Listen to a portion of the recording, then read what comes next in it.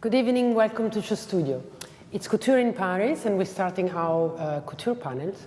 And we couldn't help but wanting to do Valentino this year, since the success that he's had, Pierpaolo Piccioli had in his last Couture especially, but in the last collection. I mean, probably you remember the last Couture, winter 18. He had a standing ovation, which is very rare in fashion, and especially at Couture, people behave in a certain way, and just they couldn't wait any longer, and the critics were full of words like breathtaking, magical, the dream of Couture. So we saw what he did. I've sort of seen it. I've seen a little bit of influence of what he did in other brands, ready-to-wear, and some of Couture, the color, the shapes, the more is more. That was absolutely fantastic. But anyway, the show is going to be starting any minute now, so we're going to comment it live. We haven't seen it before because it hasn't happened. And before talking about Pierpaolo a little bit while we're waiting, I would like my panel to introduce themselves. Hi, I'm Connor Ives. I am a student at Central St. Martin's, and I am also a designer. Hi, I'm Anna Foster. I'm a stylist, and I'm the founder and creative director of ELV Denim. Hi, I'm Maxi Mills. I'm the co-founder of a creative collective called Something to Hate On, based in London. And a designer as well. And a designer. And an artist. Yeah. So, interesting panel. What do you think? What do you expect? What did you see his last collection? What about Valentino Couture? I think just going off of what you said originally about his last show, there was, I think such a reaction. I think even from people I followed, just seeing it over Instagram. What you said about, people calling it breathtaking, and just the emotion maybe that was associated with that show. I think it's something that you get. We have a lot of fashion weeks now, and I think what's so special about Couture, is you really get the best of the best. And I think even, in the craftsmanship of the clothes, but also in maybe the display of them, the reception of them, this kind of emotional response from a crowd. I think that's always really special to watch. And I think something we've seen a lot more since he's become his own at the company, no longer working with Maria Grazia and kind of taking it into his own. I keep thinking that maybe they think they got it wrong with their casting, but anyway, that wasn't that kind. What do you mean? Like when there were two at Valentino and one was chosen to go and design Dior, and I'm less against Maria Grazia than the critics have been recently, but I think that it's obvious that the magic came from Pierpaolo. The Couture show she had was really beautiful, I thought. Yeah. Yeah. Yes, but I think what Pierpaolo does. Yes, totally. But I think two people, I think when you're working together with someone, there's always going to be moments where you can't say what you want and you have to compromise. Yes. But now she's super happy and he's super happy. Mm. So they get to do what they both want with being unfettered and restricted. Hence, it's difficult to work in couples? I would say so. I think he even commented on it. He said that partnership, while, it was fruitful, I think he said it himself, it's difficult, working in a collaboration, and he commented on, both sides have to, accept what goes down the runway at the end of the day. So he said that there was a lot of compromise there. And I think, losing her at Valentino almost kind of brought about a bit of a new air, in the house. And I think it's just been so exciting to watch when maybe because it was a bit of a surprise. We thought maybe things would just continue on the way they were. I think when they were working together, you really knew what to expect from a Valentino show, whether it was ready-to-wear, couture. It was, kind of tulle dresses, high necks. It was he lost her, but more restrained. It was interesting how he drafted in A$AP Ferg and Nas to get more inspiration from the people in my world, from more kind of not my world, but more from the subcultures of the world. So even though he did lose someone who he worked with, he he definitely he did collaborate on it. And like doing the whole thing with Birkenstock, like making the sandal, which is super low end if you compare it to everything else he's done. So it was still like a collaborative process. What do you think about his couture?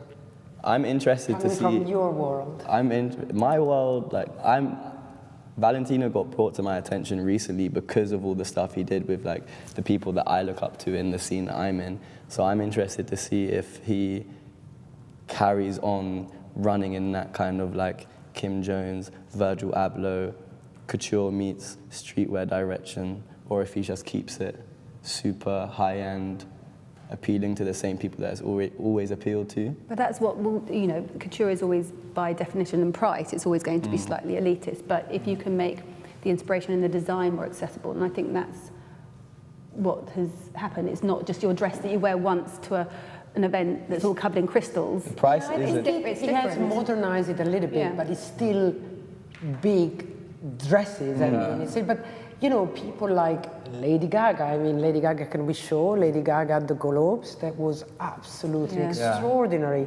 And that's Lady Gaga with blue hair, you know, or Rihanna wears. So They are, He's kind of fairy opened tales,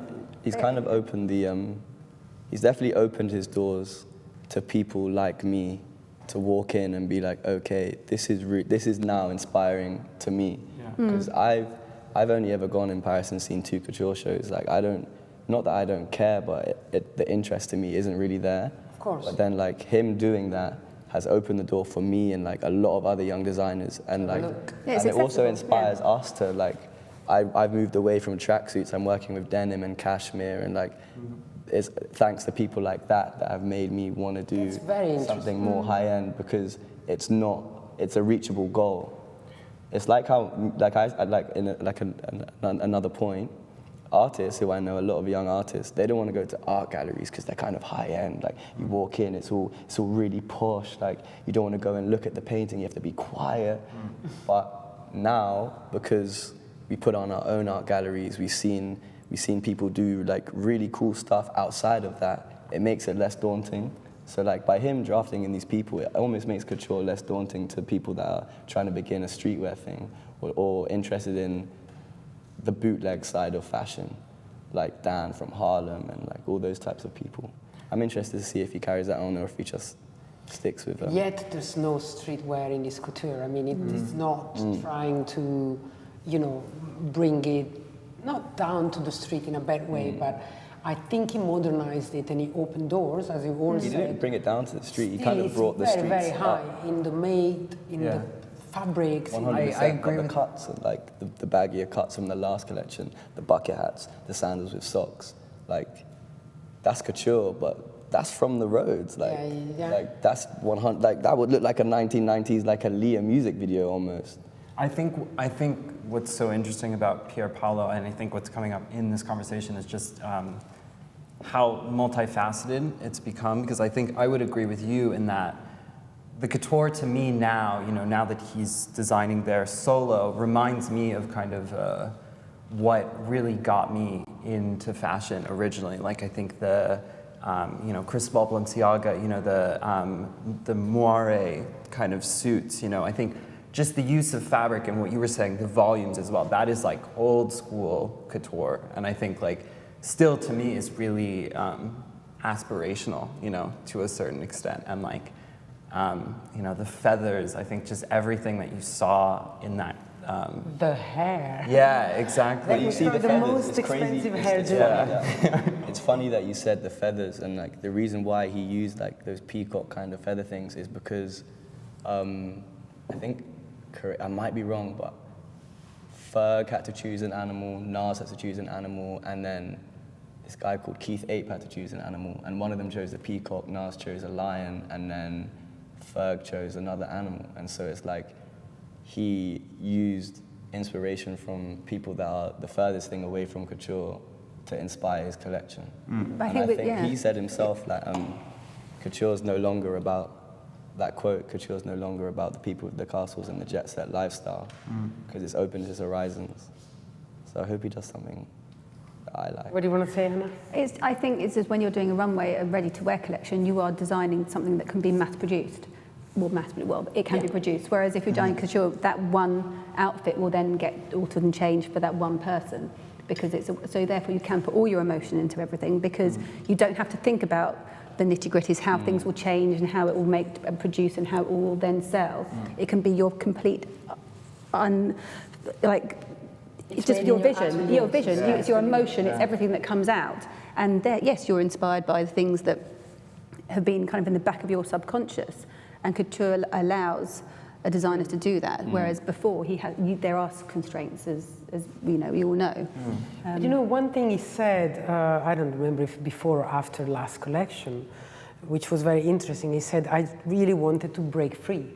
And I think we could see it because there were no particular era. I mean, there was some 18th century and some very contemporary and some in the middle, you know, and there were big volumes, but also more restraints, and there was some day couture, you know. There were I remember a pair of trousers, also Bermuda the shorts trousers even, with the cape. I thought it was, even styling-wise, as you said, you know, it was opening the door to a different way of viewing couture. Approaching and viewing couture. But I like you, sorry, Anna, you used the word viewing, because it's still not really approachable money-wise. Yeah, it's not. And because you go there and you have the fittings, the material is made for you, and it's a very personal process between the client, and that's the cost, because it's that time and the going backwards and forwards and making that piece fit that individual. Yeah. And that fact that it's a one-off. I mean, it's like the prices. That's what we love as well. It's funny, like, we'll spend all this money on streetwear, but the moment we get a little bit of money, like, all the rappers are walking into Valentino to get that one-of-one.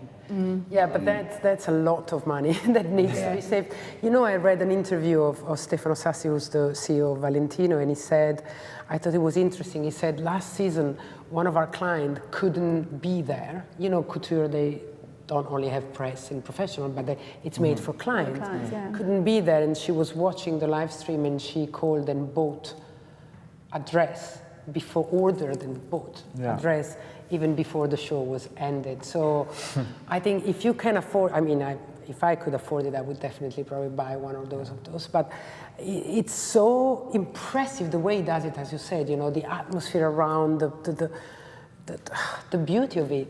Yeah. These people have the money. I'm like, I want that. I call, and that's mine. But I think, you know, the shapes and the piece, you know, the dress we're seeing here right now, it's not. That would be a dress you'd wear once, whereas you're making the capes or the Bermudas, you wear them again and again and again. And I think that's also that couture isn't like the one-off. It is something that you can wear more and more. That's also the accessibility we're speaking about, not obviously the viewing, the public, but if you're going to buy it, it's not just to be worn once and then put somewhere that you... But I think those ladies, they don't wear their gowns more than once. Maybe their daughters will. Exactly. They like to appear like they don't. But the trousers, if you know, the trousers, jacket or the capes, you are going to wear that more. It's a good gift to the client. What's so interesting, though, I think, about couture, though, and even what we're speaking about now, is kind of the speculation of it. It's this, you know, I think, you know, depending on your background and where you come from, you probably have never, you know, really entered a couture salon before and bought these pieces. That a lot of, you know, what surrounds couture is kind of the speculation of it. You know, us kind of debating, well, does she wear the trousers every day? Does she, you know, wear them once and get rid of them? It's what's so addicting about it to me, and what I find, you know, so fascinating is the mystery that surrounds it. You know, it's almost kind of shrouded a bit behind about the people or the way of living? Well, just the way, I mean, the way, you know, we see a couture show, and yes, anyone can see that, that's quite democratic, but, you know, there is a very small percentage of the world that buys couture, and the small percentage that buys couture buys a lot of couture, you know, and that is the backbone of the industry. It's a very small pocket of people. But I think it's a bit like how ready-to-wear has become more accessible in the fact that everyone can watch it, whereas before editors went to watch the shows and then no one else saw it till it came 6 months. The magazines. But then also within the fashion of ready-to-wear, it became more accessible and relatable, flat shoes, Birkenstocks, trainers on the whereas before, 10 years ago, it was all heels, or maybe the odd flat shoe. Now it's becoming more ready. I think it was Karl Lagerfeld at Chanel that did the first couture show all in trainers. I think he's the one. I mean, Phoebe put was at the trainers same in time. trainers in raised wear. Phoebe feel But fire I think was. the way we're all kind of going towards something to be more relaxed, you know, wearing, people don't go to shows even. It used to be everyone went to shows completely dressed and trussed up, and now everyone goes to shows in jeans and trainers and hoodies. Yes. And Oh, couture as well. yeah, so exactly. So the way that everything has become much more accessible for the people watching and for the fashion and the designers, it's now going to couture. Do you think they're doing that just because that's the way that fashion's moving right now? Or do you think they're doing that because they realize there's a big millennial market? I think it's also practicality. Millennials, and it's comfort. Because millennials have a lot of money nowadays, and like I the older generations, like they're kind of, like we treat ourselves to gifts like every single week. Like we're not one-off spenders. Like Max, we're building like on that, self-present buyers. Very interesting on something you said before. You said, as a designer, I see this and I feel more compelled to use good materials because. And I'm going to go out of this for a second and think about the streetwear, you know, that comes from grassroots, that dictate things. And but then, who wants another cotton hoodie that costs £300? So. Tell me a little bit more about that, because I think that's a very interesting It's funny thing. how you say who wants another couture hoodie that costs £300, but that's almost like the price point in streetwear now for a nicely made hoodie, and like couture is the reason for that, because we have seen this, like we have felt these fabrics now, like we've seen what they're made of, we've seen how they're made. We want our price points to be like that as well. Sorry, I have to clarify, I didn't mean couture hoodie, I said another hoodie. Oh, another That hoodie. it's in cotton, Yeah. and it costs 300. So I'm happy that you're thinking about better materials. Just to clarify what I. No, it is because couture is more accessible, and it's also because as a streetwear designer, me and my business partner Dan, we don't want to be like every other person that gets a Gildan hoodie and then screen prints a one logo on it and then sells it for £120. So what do you want? You want quality? I'd rather source my fabrics, cut and sew a shape of a favorite hoodie that I have, make it my own, embroider it myself, screen print it myself. Like a lot of my enjoyment comes from making small runs of expensive hoodies. Every single one is completely different. And I've had an artistic hand in making it, not just sending the design That to, is hoodie not couture. just sending it, yeah, exactly, not just sending it to Japan and be like, hey, here's this Supreme hoodie that I really like. Can you copy the cut of it and send it back to me? And then send it to like a factory in somewhere up north saying, this is my design, can you screen print it for me? Like, no, I'm trying to buy the screen prints myself and do it myself, or if I don't do it myself, find an artist that can do it for me. And I think streetwear is getting more advanced because more people are getting involved, and really artistic, creative people are seeing not only is it a good opportunity to make money, but a lot of artists have become designers now because they can't sell their pieces of art for £5,000 because they're nobody, but they can put their piece of art and put it into a hoodie and like put their piece of art onto a hoodie and evoke the same emotions through designing a collection that they do from drawing a collection or illustrating something and then sell it. So it's almost like an art project for me. I think at the same time, however, though, like I don't know if we can really compare a hoodie per se to like Valentino Couture. You know, I really think, you know, there is a line drawn in the sand there just because of, you know, these clothes are made by the best craftsmen in the world. You know, they're. I wasn't comparing. Yeah. But I was comparing the fact that Max said that by couture being accessible in viewing it, it inspires him to be more personalized and less, you know, 1,000 hoodies made by who knows. Well, I think it's who really and where. It's interesting. It's something I think about a lot as well. Just, I mean, in my practice and what I design, I'm, you know, using. It's not a hoodie, but it's a T-shirt. But then at the end of the day, the T-shirts, you know, are usually vintage. They get put back together, and you have one dress made from T-shirts, but that's really a one-of-a-kind piece. So I think my goal and what I'm trying to attain, I think, in the next few years is a new realm of, you know, I wouldn't go as far to call it couture, but almost demi-couture is what I think of it as. You know, it's a one-of-a-kind piece made from, you know, materials maybe that you wouldn't you know, consider originally for couture. But you know, at the end of the day, the person who buys that knows that they have a one-of-a-kind piece. You know, and that again has been a huge selling point for me. People kind of coming to me and being like, I want something that nobody else has. You know, and I think it's interesting, and I completely kind of agree with the conversation that was going on there, because I think we're forgetting about couture as we know it, or as it's existed for the past, you know, 50, 60 years. Are we? I mean, I think there's a new, I don't think it's There's a big revival. I think, yeah. And big revival. Well, it's been revived in, like as we said numerous times, it's been revived in a way like which isn't so for the 1%. I just wanted to add that it's funny because you do with your t-shirts what Anna does with ELV denim, with her jeans. Like she takes existing jeans and she cuts and put them together. So, and your jeans are also one of a kind. Yeah, all of them are unique. So you can't have the same one. It's impossible. It is impossible. One of my by girlfriends definition. want mine, and they can't. We tried to create it, didn't we? And failed so many times. Try to copy them Because you can't. You're working with the fabric, and you have to treat that piece as it's not the same as the piece you cut the next time. They're all different. They have all their idiosyncrasies, and I think that people do like that one of a kind. But then it's interesting that people aren't always prepared to wait.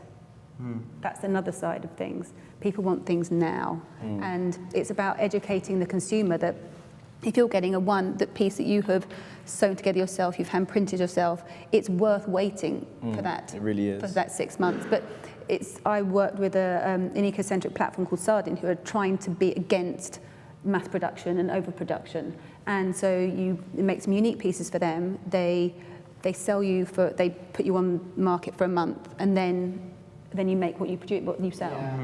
But everyone got into the basket, but then nobody could, when they saw it was times 4 to 6 weeks to wait, everyone Doesn't left. that kill you? And you go on the back page and you see how many people have put your stuff into their basket, and it's like projected. And they can't contact them because you can't get that information until you create a basket and a profile. So they want to, but you're getting something that nobody else has got, and they're not going to have this. But it's also trying to educate people. Like couture, you have to wait for that piece. You don't get it now. You do have to wait.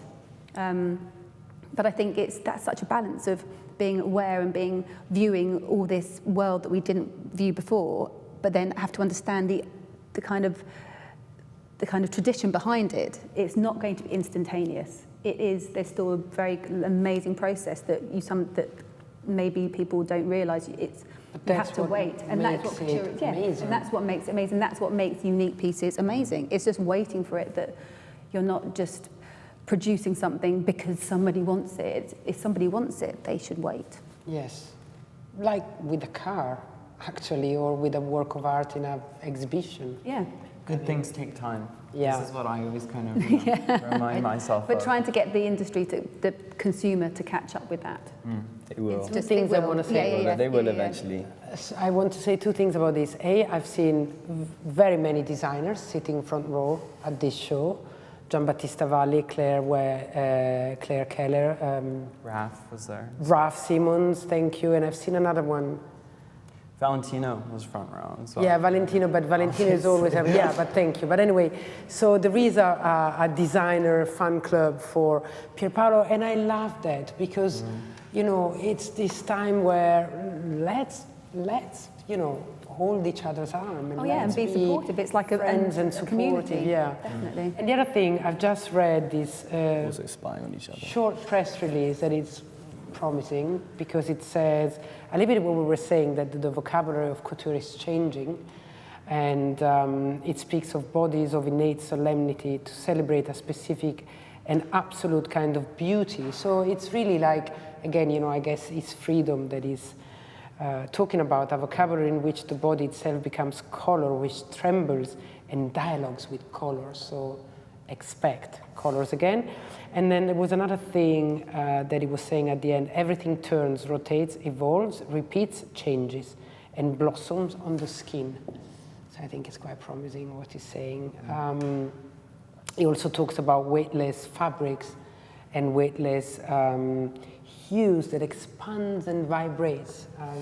I don't know if you guys as designer can read this better than me, but I think probably went from the big volumes of taffeta that we saw last season in something more fluid and moving and delicate. Because although this is a season, couture, this is spring, summer, whether seasons now have kind of blended into each other so much for ready to wear, does it say that because this is spring, summer, everything's going to be light and floaty, and for autumn, winter, it's heavier? Could be. Where is it? Still Palais de Rothschild, like last season? Thank you. That's also a massive thing I saw in Paris this time. People wearing their Burberry jackets inside out. Have you noticed? I didn't see. Did you see that? Have you been to Paris recently? Every single kid wears their Burberry jacket inside out, and I've just seen 2 kids do that. Well, that's really well for Riccardo Tisci, because that's what he wanted, people to be proud again to wear Burberry and show the. I mean, when you say inside out, it's showing the check. They literally turn it inside out, and you can see the Burberry tag in the back, and every single French kid is doing it. It's so funny. I'm not down the market and getting there. Yeah. 30 quid one. Yeah, and turning it inside out. What did you say, Anna? Sorry? What did you say? I said going down to the, Portobello Market, getting a Burberry Mac, a vintage one, and turning it inside out. Yeah, I was wondering, aren't those made to, supposed to be like that? No, they were literally. They were literally just inside out. It's like a thing they're doing. Meet you in Portobello on Friday then. Yeah. I've got a bunch of Burberry jackets from Portobello. I love it, and I get my artist friends just to graffiti all over them. Yeah, well, we big expectation now. It's like half an hour late. I was stressing about starting this on time, but oh my goodness, I should stop stressing because it's never really on time. But it's fashion, yeah, well, I must say more and more shows are on time, or like 10 minutes later. I don't know. This seems to be almost half an hour late, no? Yeah, it is actually half an hour. It's time management. Everybody wanting to do or maybe some top star was missing. But then they have to have their photograph taken and then move up. So it does look like it's probably like a backlog of. Yeah, it's settling a bit. I mean, we'll see. I'm very intrigued by the crowd. The biggest celebrity we've seen there are actually fashion designer.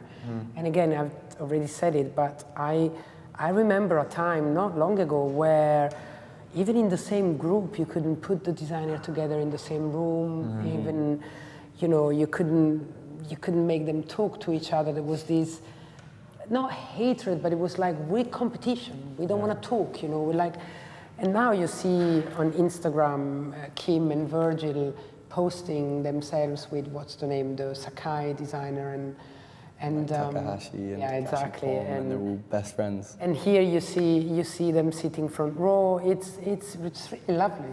I always love that. I think in the same aspect that you do. I think coming from a background in fashion, you can understand like there was this 90s fashion, like this bitchy idea 2000 of trust me. And it was something I think that was even popularized by like the.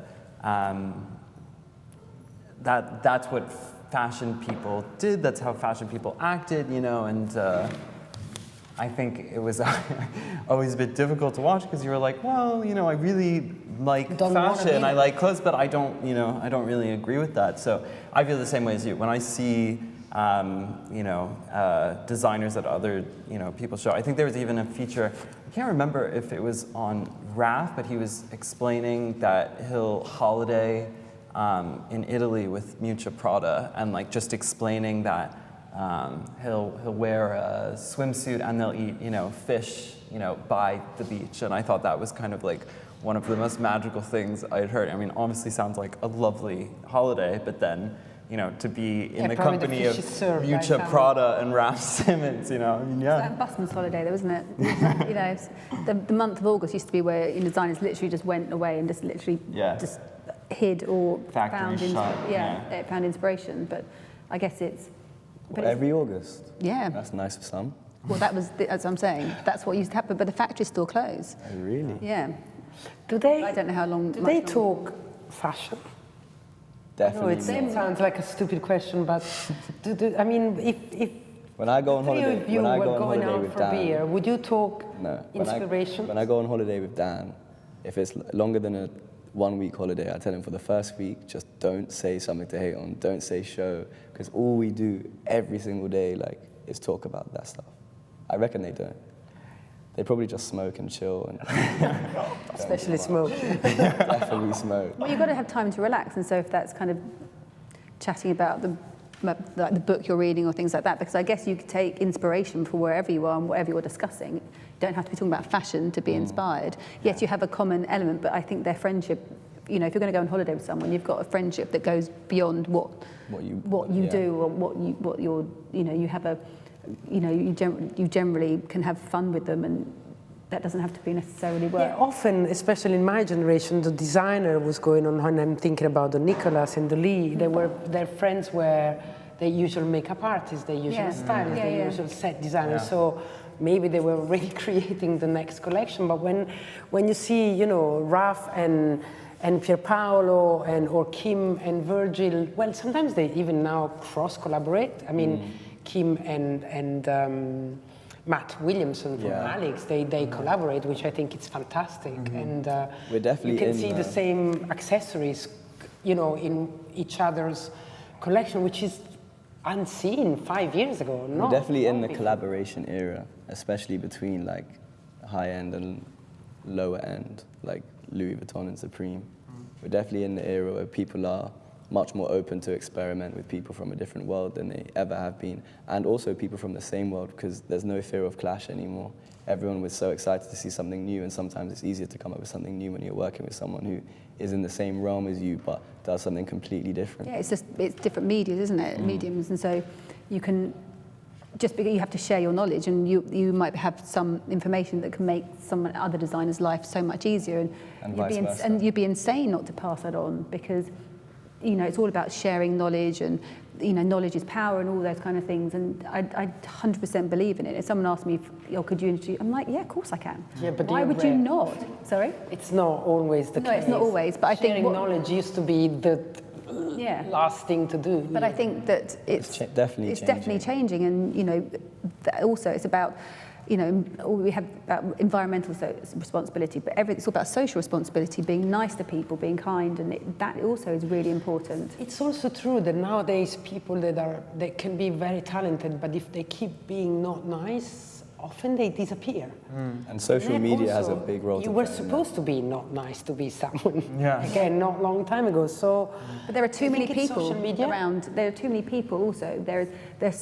You know, when there was just like the hallowed few designers, you know, it was more of a closed circle. But as anyone that wants to express themselves, you can call yourselves a designer, because you're designing something, you're creating something. So it's not, you don't sit on a high pedestal and you are just untouchable. It's not like that. So therefore so if you're not nice, people don't want to be involved because they can find someone who is nice. Exactly, and also social media has a big role to play on it. Yeah, you said. Because everyone's life is so transparent now, and it's either people buy into two things: complete transparency, so knowing everything you do, knowing your character, or being completely elusive. They buy into like curiosity kills the cat type of thing. So if they're not nice, and they're not open, and they're not speaking to people, their following is, at the end of the day, just going to go down. And then they'll just be left with the same people that have liked their clothes for so many years, who are probably going to die in like 30 years. Yeah, and yet... No offense, like, no, I understand. they are. Like, but yet there are people that are quite distant from the real world and have millions and millions and tens of millions of followers. So what is that? Like the dream to be at a level where you can't even aspire? I could never dream of that. I mean, what I pride designers, or you know, the few designers that I really do admire, I think it goes back to what I was saying before, even about couture, but are quite shrouded, you know, in secrecy. Like I mean, Miuccia Prada doesn't have, you know, an Instagram account, you know, with millions of followers. If she did, she probably would, you know, and like maybe, you know, we'd learn a lot more about her. But what mystifies, yeah, exactly. What mystifies me about her is that. Yeah, and it's what I was talking about before, the secrecy of it, you know, the speculation of it, and I think it obviously leaves you maybe to infer things or, you know, interpret things, but coming from my own personal experience, I try, you know, to keep myself, you know, from a distance. Maybe it's worth I'm reminding what I'm the happened to complete you. different. So, but Connor, last year, 2 years ago, 1.5 years ago, Yeah, yeah. dressed Adwa for the Met, which is like the Oscars, you know, red carpet. And he was an unknown student, so a young designer that Adwa met somewhere, and she appeared with this beautiful off-white dress, and this guy was propelled into the stratosphere overnight, right? For me, I mean, there was a split there because this was something that I had probably dreamed of since I was 4 years old. You know, like from the earliest, you know, memory that I have was like, yeah, I really want to, you know, be a designer. Like maybe one day, you know, the Met Gala or something. And it was never something that was, you know, a path that I was on. I had no idea that this was going to happen. Even when she originally asked me, I was kind of like, yeah, okay, you know, She's like really, saying, but then she will not wear it. I'm not going to get my hopes up here right now. And for me, I mean, you know, everything changed overnight, as you said, and I had basically gotten everything that I always wanted, or you know, thought that I wanted, and 6 months into that, I was exhausted, and I was, you know, I really kind of felt like a bit oversaturated. You know, Were you still in New York? Were you working out of New York, or you were here? I was a first-year student at St. Martin's, so yeah, I was in school full time, and you know, I must have been asked to do that in maybe February, and from then on, I, you know, kind of disappeared for a bit to make this thing. It was made in my, you know, student flat that was shared with 2 other guys, you know, on the floor in the kitchen. There was like, you know, sequins everywhere. And it got more press than some couture because of the story behind. And which was shocking, but I think then at that point, you know, you have to go with it, and there's an expectation of, you know, what you're saying before, you know, this whole idea of we're in, you know, 2016, 2017 at this point, you know, you have a presence, people want to know who you are, and maybe at first I thought, yeah, I really need to like, you know, let these people know, like, this is who I am, this is what I'm doing, but as it went on, I was like, well, you know, maybe I don't have to, maybe, you know, and that really was kind of how I kept my sanity, you know. So you went back to school? Yeah, That's so funny. I went back to school. I finished, I'm on my placement year now, so I've had a bit of a, you know, break in it, but I think the priority always was, you know, this was something I dreamed of and wanted to do, so might as well finish it. Done. Got your bucket list.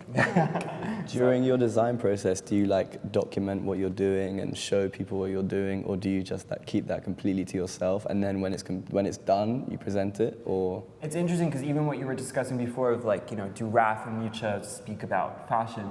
You know, my kind of inner circle of really close friends, all we talk about is fashion. And I think, I mean, viewing that from an outside perspective, you could probably be like, you know, oh, how annoying, or, you know, like, we must get tired of that or something, but there are certain friends that I'll see less regularly that, you know, I really kind of an integral part of my design process, and when we are finally, you know, together, whether it's like, you know, coffee or just hanging out or something, we'll shout ideas at each other for maybe like an hour good. or something. It's talking about ideas. I mean, then it happens to be fashion, but I think brainstorming. Yeah. It's the best thing you can do to your creativity, I think. So, And it's really where like most of my design process comes from. It's like, you know, just talking to my friends. What do you wear? What are we fascinated by? You know, and it sounds cliche, but if, you know, you're speaking what to inspires you in the street? Yeah. Max, right? That's everything, what you think. 100%. It's the same thing you were saying. I'll just walk around my area. Yeah. And just look at shit. And speaking to your But would contemporaries. 2 young designers like you, who come from very different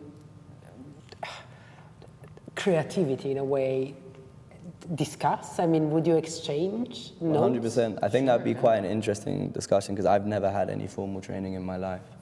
Like, I didn't even know I wanted to design clothes until I made a printed hoodie of Arthur holding a spliff, and it sold like 300 of them. And I dropped out of university, and I was like, oh, this could work. And then it was watching this stuff that made me want to like delve deeper into it. So I like found the people that could cut and sew. But then things can come in reverse. You can kind of come to an idea, and then you see so many people that become designers, they have an idea, then they find the people, but it's remembering to try and also learn from the people that you're giving the stuff to, also learn, so you can actually do it yourself. It's really important to be able to go and make my jeans. Obviously, I don't make as many as my atelier do because it's not. But I will go and make some because I've made sure that I learn the process. It's hard practice. Yeah, but you have to learn, otherwise you don't have that appreciation or understanding. But that's, you're as I keep saying, knowledge is power, but it's only going to benefit you more in the long run to learn. And so that's why it doesn't matter which way you come to something, you're allowed now to come to the path you want from a different door. You go through different doors, but you guys have come to the same place through different doors. Because you sound quite learned when it comes to speaking about fashion, whereas like my idea of fashion when I was a kid was just like, oh, Aaliyah wore dungarees, I'm gonna wear dungarees too. Yeah. They're cool, I like that. I'm gonna design something that I think she would wear, or like, oh, Pharrell wears those hats. Look I think what he you're more wears in the category of a creative director, a little bit like Sam Ross, or a JW, where they say, I didn't come from pattern making and design, but I came from Virgil. It's starting. Let's continue. Let's see this show. So this is the music they're hearing, right? Same thing. Well, it starts big. Yeah, it's stunning. But even what I was saying before, I mean, that it's a Balenciaga silhouette. It's based, again, he has the kind of classic idea of the... See, that's amazing, yeah. That's the day couture. So it's a mixture of both. Yeah. The trousers are amazing. Stunning, yeah.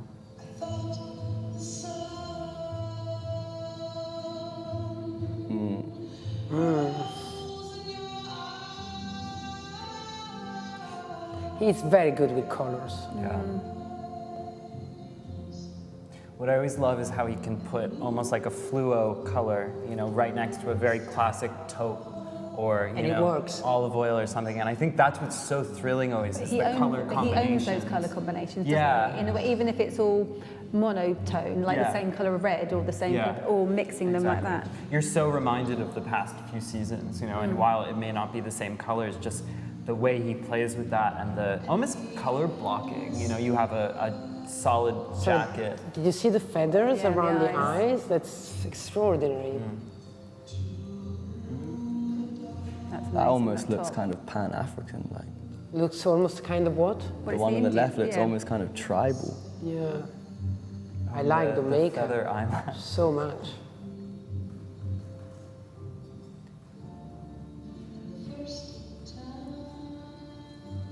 And the music is beautiful.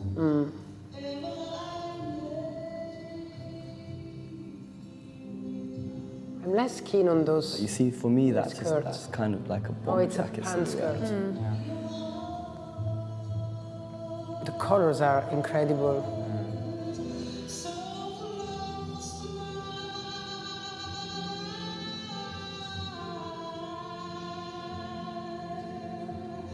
Everyone else feels really muted. Even if people are wearing a bright colour, they feel like they're all muted, and you just see these. It's like when you have to watch the film that was in black and white, and then you've got people kind of painted red or. Makeup is extraordinary. It's kind of this season's last season giant bouffant hair. That being. It's funny you say that. Yeah, they're almost all hairless. Yeah. In a way, exactly. It's exactly the opposite, and yet there's some things that are returning. I mean, it's his design, it's his hands, but there are some things that are coming back. The flowers are beautiful. This following look, though, in the gray even, is what you were saying about the lightness. It seems like it's in a much lighter fabric than what we've seen from him the past few seasons. Look at this. I wish I were going to the Oscars. So beautiful. Oh my God, this is so beautiful.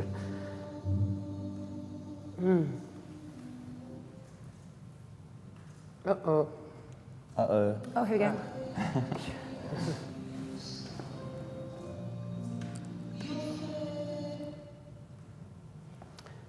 Sorry, audience. It's not our fault. This is the signal, I guess, panel. from it's the... a nice cape to be able to... It's a nice, yeah, a nice cape. It's extraordinary, but...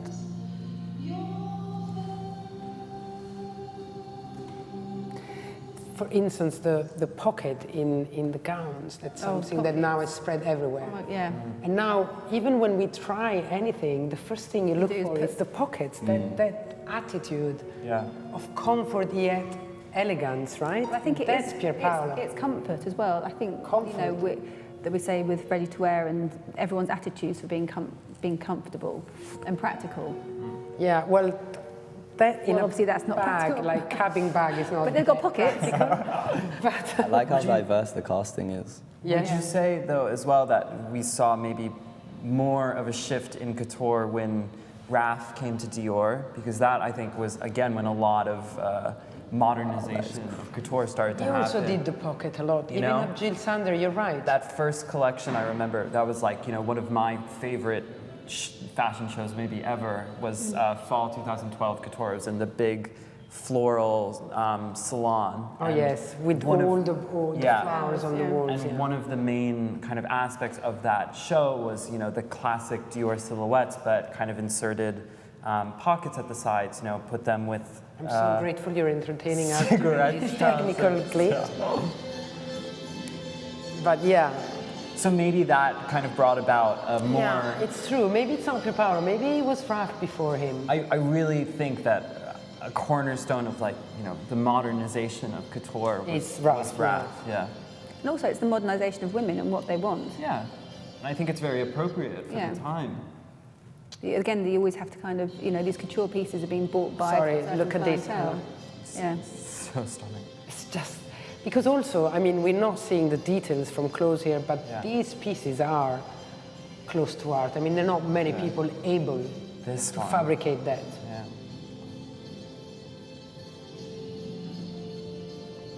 So this is what they were saying about the floral... It's been very much a flower couture season. I mean, there were real flowers on... What, sorry? Every single piece here makes me think about what my future wife is going to get married to me in. Givenchy. Do you know, I do think about getting married again just so I can wear a different dress. One of these ones, right? Yes. With that makeup. Yeah. Peacock eyes. Peacock eyes. Have trouble at midnight. After. This is lighter, as you said. God, it's beautiful. It's like I'll get married to the same person, but it's a different dress. Yeah.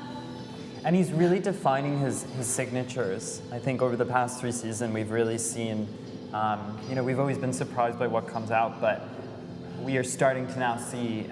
you recognize. Yeah, and it feels very congruent, you know, in the way that you get, you know, the big volumes, almost like this A-line, you know, that comes straight from the bust. There hasn't been a lot of, you know, corsetry that we've seen. We've seen a lot of, you know... But with the sequins, it was very kind of disco, that was all a sequin, full outfit. The sequins was quite... The speak bows in the back, I've seen them at Givenchy as well last night. As the backpacks. That's I thought a trend, that was brilliant. yeah. And that kind of knotting effect with the kind of, it feels like shredded cotton. Oh my God, look at this. Wow. Yeah. See there, you know, Wow. like the knotted effect. That kind of... And there's something to me Native about it at American the end of Indian. the day that That's is what I'm so thinking. Italian. Tribal I thing. love that, you know, just in the volumes, the prints that are larger, you know, than even the body can kind of contain, and that's why you have all this fabric. It's extraordinary.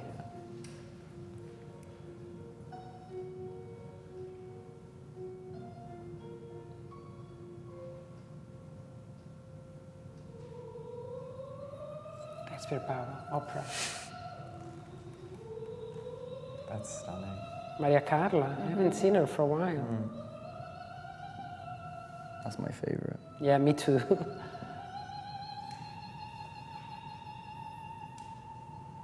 The cape also is very much a signature. Battaglia. So beautiful. Oh, look at this one.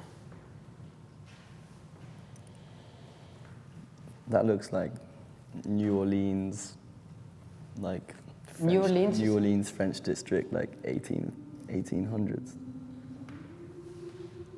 Everything's with pockets.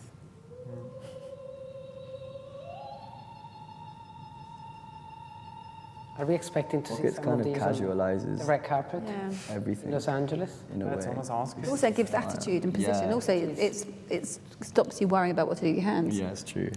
Look, pantsuit. You show your emotions so much with your hands. You're Yeah, walking, yeah. And so if you're kind of walking with your hands in your pockets, or if you're somewhere, it gives you the strut Yeah, and and the hide and to hide behind it. Yeah. That's very Italian, like La Commedia dell'arte. It's a little bit Harlequin, you know. It reminds me of the Venetian. The thing about couture for me is that I know couture is completely different, but I've just never, ever tried to design some clothes that I wouldn't want to wear like at least 3 times a week. And so I look at that and I'm like, wow, yeah, this is How amazing. can someone imagine that? It's amazing. But also, I think it's an individual. Each piece is created by itself, isn't it? It doesn't have to have a narrative or belong to a section. This one, Or a collection. that's my favorite so far. If I were Gaga, I would wear this Yeah. in the month of the Oscar. Dye my hair yellow and listen get to the me, dress Gaga. to You match. would look amazing in this. So far, this passage has been my favorite. I think it's. Oh, maybe this one. I'm expecting Pastel another orange, standing kind ovation. of salmon. What is that? What material is What do you think, Max? Like silk taffeta. that? Of everything. Are you loving it? I like the use of the colors. Some of it's kind of looking a bit tribal to me. And I like how diverse the casting has been. It's added something different to it. Ooh. Oops, too much too much fabric. It's like crinolines. It's kind of a similar. Those are like underskirts. silhouette that we saw at, even Giambattista, those really, really exaggerated skirts, that almost kind of turned into capes at the back. Yeah, I thought Giambattista this year was a little bit weird. It was definitely weird. I thought the exquisite one was Givenchy. It must Yeah, be the I last thought one to Givenchy mirror the was first. beautiful. Extraordinary. I love Chanel this season. I will kind of, even think sometimes that I don't have to look at it, but I really, really I did liked enjoy it better than usual. Love, it's a big word for me, but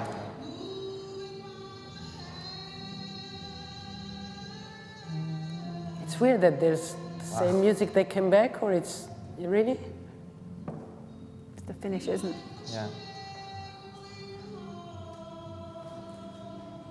Oh, I was wrong. That maroon is beautiful. Red and pink. That's Naomi. Yes. Is she? Yeah. She came to my party on Friday really? in Paris. Wow, she's working for Pierre Power. Oh God, What a close, yeah. she's like incredible. That's a finale. Well, yeah. Naomi in black. Really stunning. And I think what's so nice then about that passage of a show is that you had all this color and really didn't hold back, and then to close with With Naomi in black. yeah, I think that Yeah. there's something really poignant about that. Celine Dion crying. I think Celine Dion was crying. I don't blame her. Did you just see Celine Dion? I didn't see her. Yeah, she was getting a bit stressed. We saw some footage Oh, before. I'd love some more percent. There they See, come. I love the trail. I love Now all we the see the casual lineup pieces. of the Yeah, colors. same. Me, this for me. Yeah, my and favorite. That's Yeah, more than this- couture for the day. See, that for yeah, me me speaks to me too. more than anything else on the runway. And the seat, personally. and also, but it's relatable. If I was to purchase, Well, funny enough, I can relate to each of every look. yeah, Is it rude? I need to go Is it somewhere rude with if I say that like everything else? No, but I see what you mean. but Those some of the summery trousers, ones, like the flowery ones, were beautiful. But Yeah, like I'm not disappreciating everything and I'm not discrediting anything, but for me Christian personally, Louboutin as well. the only pieces which have spoken to me are the day wear pieces. you see the dresses, yeah, it's totally. And then because everything else is beautiful, kind of looks a bit colonial in a way. But I think that's exactly hear, when you like, put to you relatable to you. Yeah. But that's why I think this is what allows you to take your favourites from everything. But no one can say that anything was an off piece. No. No, You know, there was no look that you could say, yeah. Yeah, definitely not. no, that's really But not you the can, sound that but you can this have your, but you can have inspires. your favourite. Of course. Yeah, which is that's what I mean. Everyone can say they love something from this. I'd be interested to hear someone that didn't, and the reason why, rather than just saying, "Oh, I don't You'll like see it." how they will erupt. She literally almost fell over. I'm sure that there's going to be a big reaction to this. It's quite extraordinary what he's doing, and also I guess all the success brings more. You know, he's on fire. That's one of my favorite. He's on fire. Yeah. Mm. The casting is extraordinary as well. And like hair and makeup, I have to say. I think the hair, just also the simplicity of the hair. It means that you're not just the makeup disturbing, and the yeah. makeup and the It's not taking eyelashes. away from It it. adds to it. Whereas sometimes I think with the big hair, that's a distracts. talking point. Yeah. Whereas if you strip, that's what models originally were. When they just stripped, they were the mannequins by which to be appreciate, and it's changed. But I think by stripping the hair back, you can't. You just look at the colour. It makes the clothes and the Yeah. colours and the palettes the focal point What a again. show. I mean, he really, like, I think you could say maybe a few years ago, you could, what I was saying before, you could almost miss the Valentino show and, you know, kind of go back a week later or something and know what you were going to expect. But, I mean, I also like the fact that Naomi Campbell's the only one I recognise, whereas a lot of the other shows I've watched is kind of the same, like Kaya Gerber. Oh, she was in you've there. got Yeah, no, Tyra. Yeah, she was I in didn't that even see that Kaya. the green lame one. I didn't even see it. But you wouldn't because Yeah, like I feel like a lot of the couture designers. He had are kind of Kaya playing on usually that. though. yeah, she was in there. Yeah, she was Yeah, I didn't the see green she lame. had the eyelashes. Oh, okay. That one. That no, one? yes. No. That's Yes, not yes, Kaya. yes, Oh, yes. Are you sure? Yeah, but see 95%. Really? Yes. But we can go and thought have a I'd look. recognise them. Turn around. She's going to turn around. There you go. Oh, look, they're going to all stand there. Amazing. That yellow dress Oh, is because the big like eyebrows on. unbelievable. It's kind of hard to see it.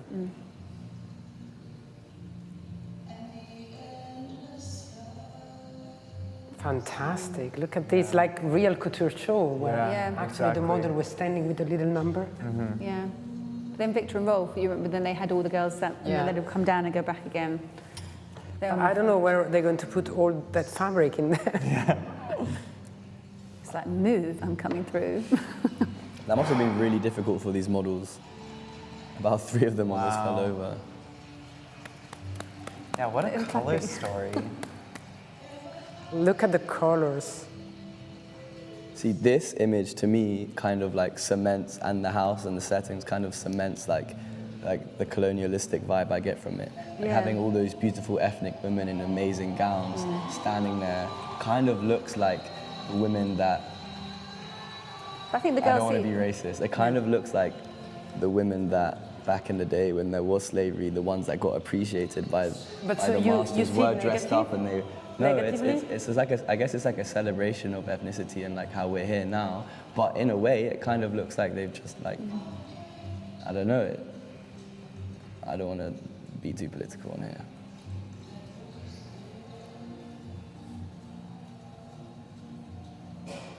Who did he kiss? Probably his See him wife. in trainers. Valentino and Well done, Pierpaolo. That was Yeah. really good. That's amazing, that picture. That's an incredible Instagrammable picture. Real talk. That's what we're going to see everywhere. I think favorites is that fuchsia and that yellow, and then maybe the black as well. My favorite was Naomi's and then all the day wear. oh really? Yeah. Naomi I'd emotional. say I think it worked as part of the story, but I wouldn't say it was my favourite. I liked it. Yeah. I liked it Yeah. at the end. At Look, the end. the, Oh, all right, the yeah, others yeah, are All the upstairs. girls Can are you see? upstairs, yeah. They're covered in the. Well, That was fire. I mean, if you want, we can talk a little bit more. But it's been an hour, and maybe you want to go. So, shall we applaud and close it here? 100%. It was amazing. Well done. Yeah.